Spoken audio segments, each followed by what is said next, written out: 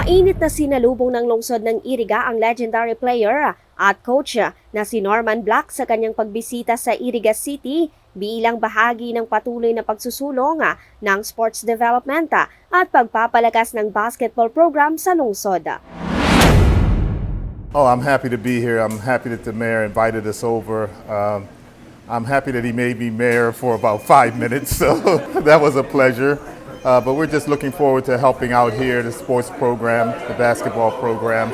And hopefully we can just encourage a lot of kids to be able to play basketball.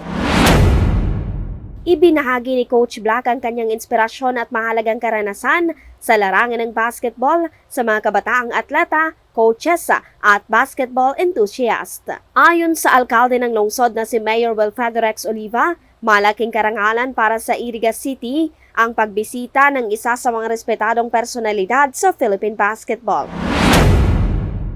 The visit of Coach Norman Black, the legendary player and coach, he is referred to as the Mr. 100% in the Philippine Basketball Association, has a great impact dahil Samahang Basketball ng Pilipinas through Regional Governor Engineer Solomon Ngo, kaya po nakapagbisita si Coach Norman Black igdi sa siyudad ng Iriga para mag-train.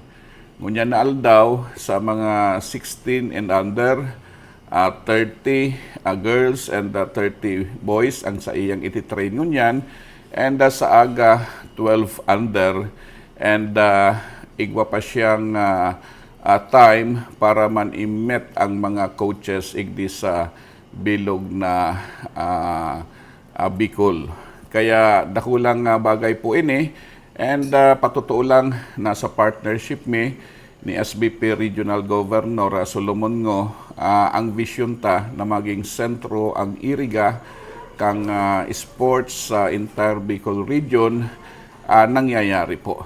Dahil parehas ang advocacista with the Samahang Basketball ng Pilipinas na makadiscover and makadevelop ng grassroots potential mga aki.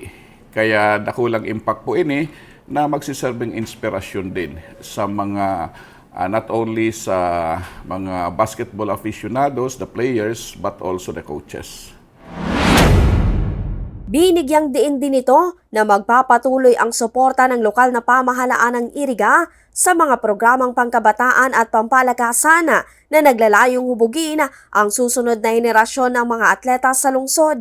Magiging makabuluhan at masigla ang 2 araw na pagbisita ni Coach Norman Black kasama ang Samahang Basketball ng Pilipinas Bicol sa pamumuno ni SBP Regional Director Engineer Solomon Ngo na nagbigay pasasalamat sa hindi matatawarang suporta ng LGU Iriga. Sa tuyang pasalamat kay Mayor Rex na mayong sawang ang suporta sa Satuya bilang Zone Director kan SBP Bicol Region 5 na grabe po ang suporta ni Mayor Rex. Actually, siya lang po talaga ang kapartner ko sa mga programa ko sa SBP na dawa ano po ang hinahagad ko po sa iya. Mayo lamang po siyang sarong hapot-hapot, permi po yan approve. Basta po sa ngaran kan basketball, sa ngaran sa grassroots program kan Samahang Basketball ng Pilipinas.